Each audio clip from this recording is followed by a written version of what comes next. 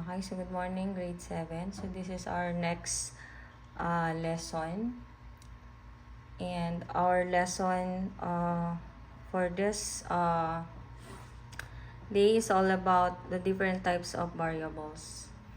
So before we proceed in our discussion, I have here a scenario that related to our topic. So this one, imagine you want to find out if drinking milk before bed helps you sleep better. So, halimbawa sa scenario na to, kung ang hypothesis mo, so remember, hypothesis, siya yung possible answer to a question or educated guess. So, halimbawa dito sa ating scenario na to, ang iyong hypothesis is a person drink milk before bed will sleep longer compared to those do not drink milk. So, para malaman kung totoo ang iyong nabuong hypothesis, we need to conduct a series of experiment. So, isa sa kailangan na i-consider to conduct an experimentation are the variables. Okay. So, ano nga ba yung variables? So, we have here measurable characteristic, factors, or parameters that can be modified or changed in an experiment. So, ibig sabihin, pag sinabi nating variable, this is anything in an experiment na pwedeng baguhin. So, they influence the result of an experiment. So, I will give you a scenario and then you need to identify the different types or variables. So, dito, meron tayong iba't ibang scenario, no? Para ma-identify ninyo yung iba't ibang types ng variables. So, this one, nakakakita tayo dito ng iba't ibang plants. So, dito, sa scenario na to, for example, yung isang scientist, no, he wants to know if different amounts of sunlight can affect the plant growth. So, para masagot yan, meron tayong mga tanong. So, first one, no, what factors might change in this experiment? So, ano-ano kaya yung mga factors dito na pwede nating baguhin? Okay? For example, if I give plants different amounts of sunlight, ano kaya ang pwedeng mabago dito? May mababago kaya? No? Kung yung isa nasa direct sunlight, yung isa naman nasa silong, meron kayang pagbabagong mangyayari dun sa halaman na yon. And then, next na tanong, no, what do I need to check or ano kaya yung kailangang i-measure dito, no, para makita yung effect ng sunlight dito sa halaman na ito. Next one, no, what things should stay the same, no, to make it a fair test. Okay, so those are the question, no, para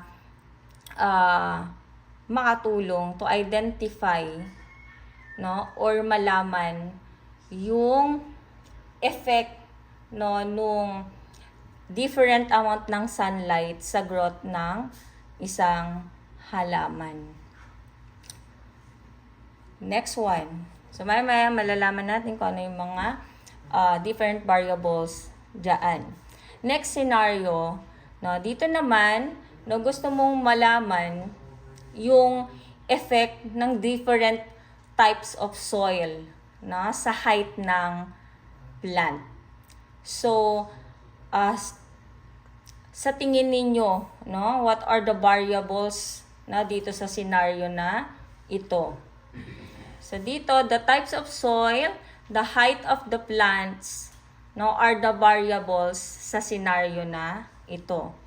No, yung types ng soil na ginamit, yung height ng plants, no, so those are the variables in this scenario.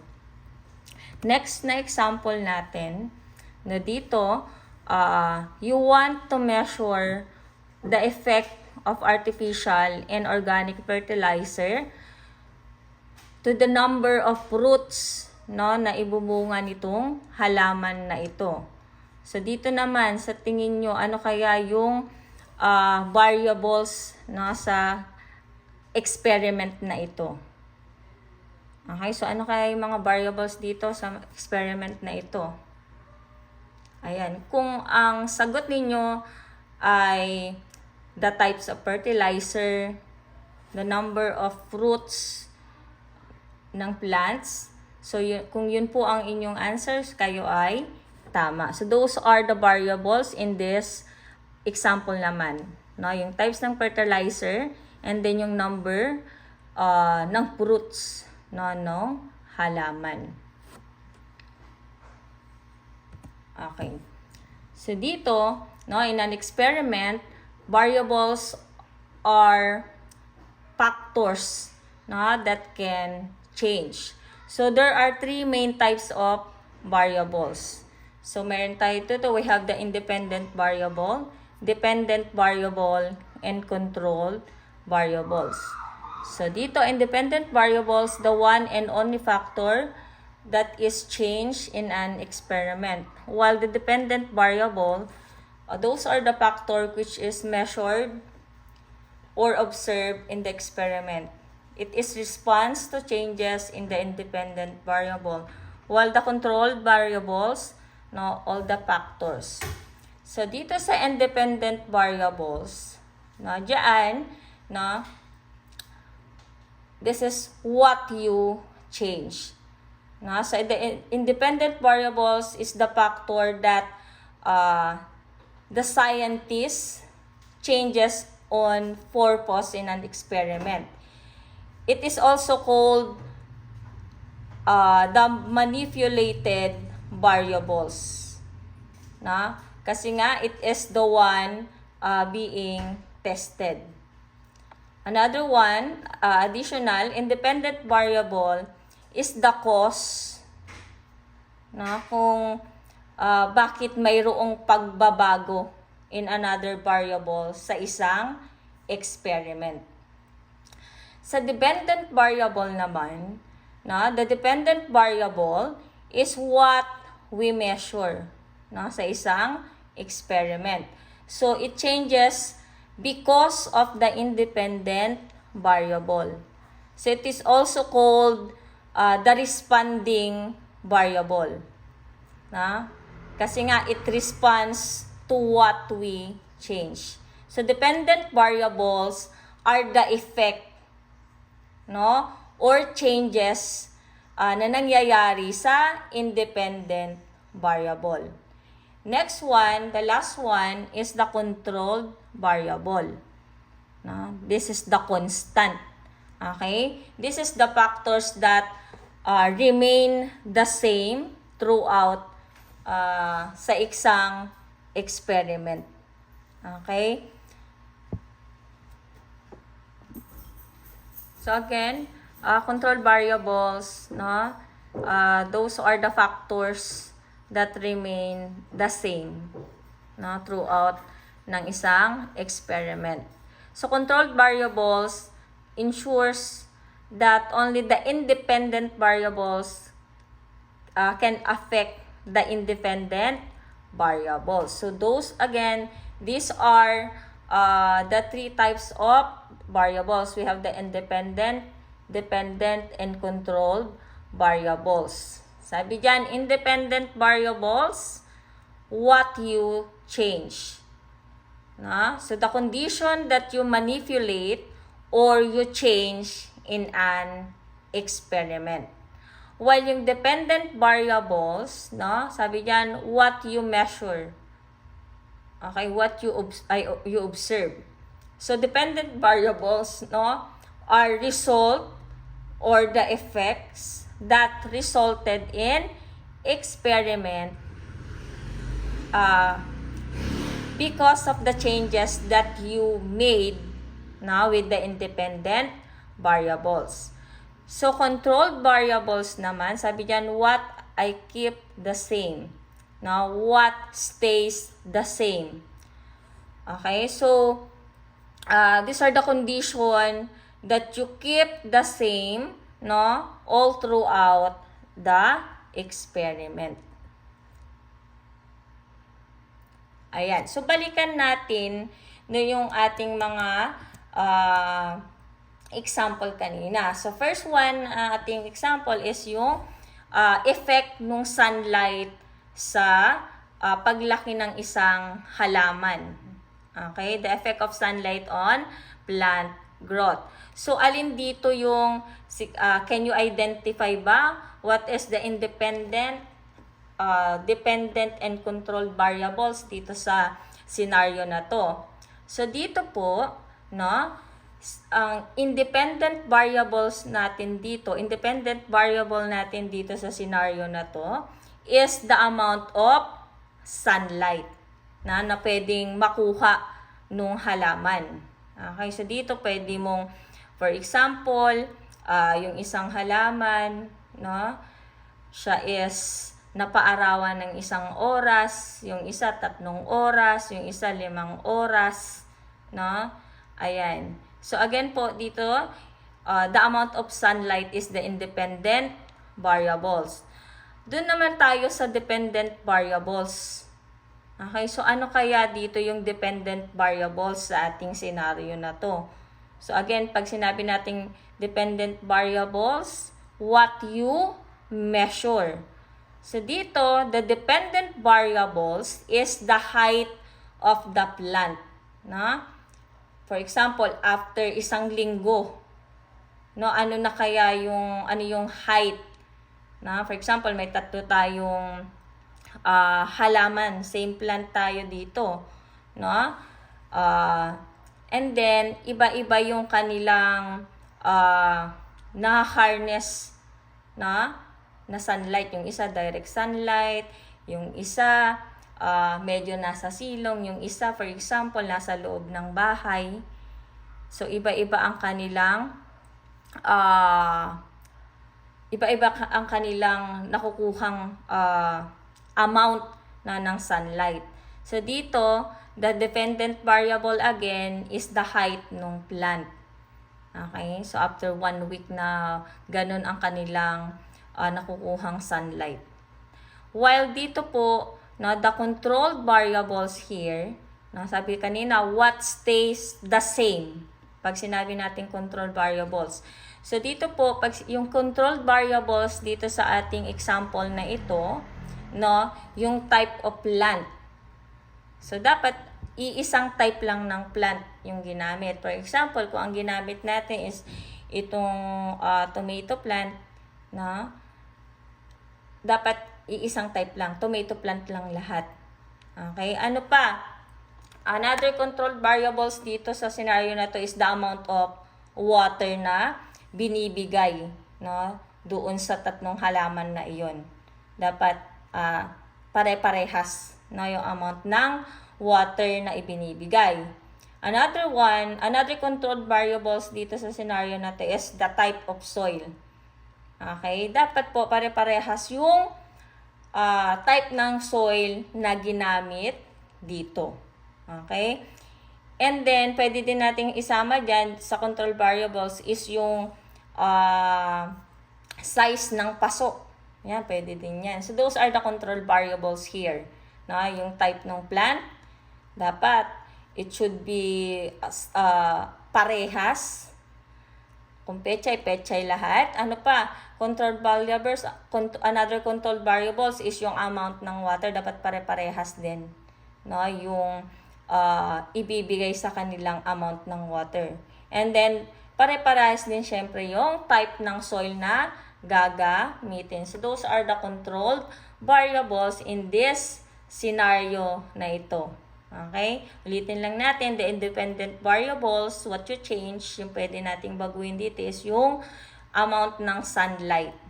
And then the dependent variables, what you measure, no, is yung height ng plant.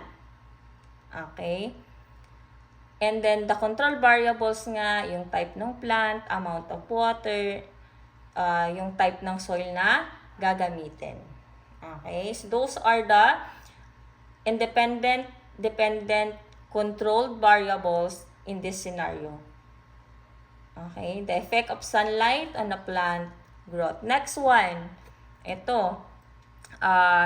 Yung epekto naman ng soil. May epekto ba yung type ng soil na gagamitin, no, doon sa paglaki ng isang halaman? So ano-ano kaya dito, no, sa scenario na to? What are the independent, dependent, and controlled variables dito? Okay? So sa palagay nyo, ano kaya dito yung dependent variable? Kung saan ito yung pwedeng baguhin, no? So dito po, the independent variable, no, is the type of soil. Okay? So for example dito, no, sa isang paso, gumamit dito nung clay soil, yung isa naman is yung loam soil, ano pa ba? Yung sandy soil, no? So those are yung pwedeng gamitin, no, na type ng soil. So that is the independent variable, no, yung type ng soil na gagamitin. While the dependent variables, no, sabi kanina what you measure pag sinabing dependent variable. So dito the dependent variable would be the height of the plant, no, after few weeks, no. And then the controlled variables naman dito, sabi kanina pag controlled variables, ano na nga, no, what stays the same. Okay, so the yung control variables dito is yung amount of sunlight, na dapat yung amount ng sunlight na marireceive nung nitong plants is parehas. Okay? Same lang. As well as the amount ng water na ibibigay sa kanila na dapat is parehas lang. And then yung syempre dapat yung gagamitin sa experiment na plant is iisang type lang din dapat, no? So those are the control variables in this example, the amount of sunlight, amount of water, type of plant, no? Yan yung mga or same pa rin throughout the experiment. So again, ulitin lang natin, no, yung again, this is the effect of soil, no? Dito is gusto mong malaman yung effect ng type ng soil sa halaman. So again dito, no, the independent variables is yung type ng soil na ginamit. While the dependent variables is yung height ng plant, no, makalipas ang ilang linggo, no, while yung controlled variables is the amount ng sunlight, yung amount ng water, and yung type ng plant, na dapat parehas sila throughout the experiment. Okay. Next one, kung maalala nyo yung last na example natin is gustong malaman, no, ng isang scientist yung epekto ng type ng fertilizer, no, doon sa production ng fruit, no, ng halaman. May epekto ba yung different types ng fertilizer doon sa maibubunga, no, ng halaman na iyon? So dito, ayan, naisip nyo ba kung alin dito ang independent, dependent, and controlled variables? Sige nga, alam nyo na ba? May idea na ba kayo kung alin dyan ang independent, alin dyan yung dependent and controlled variables? Okay, so dito sa scenario na to, no, yung independent variables is yung type ng fertilizer. Okay, so dito po, no, pwedeng gumamit dito ng yung organic fertilizer, ano pa, chemical, no? So, pwedeng gumamit ng mga different types ng fertilizer. So, that is the independent variable dito sa scenario na ito, the type of fertilizer. Okay? While yung ating dependent variable, no? The dependent variable would be the number of fruits na mapuproduce nung plant, no? After a month. Siguro, for example. So, that is the dependent variable. Sabi kanina, di ba, pag sinabing dependent variable, what you measure.